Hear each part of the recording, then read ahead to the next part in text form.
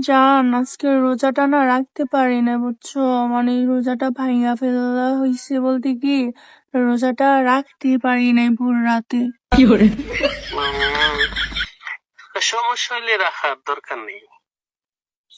না, এটা তো তুমি জানো মেয়েদের একটা সমস্যা হয় প্রত্যেক মাসে। সেই সমস্যাটা আমার রাত 12টার দিকে হয়ে গেছে। ও, ভালোই। জান, হুম, একটা কিন দাও তো। এখন কি কিস্তি সময় কম?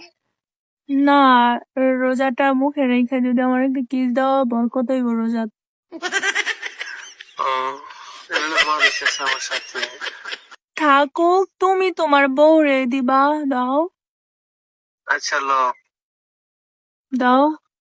হুম, উফরে জান, কি মিষ্টি তোমার কিস।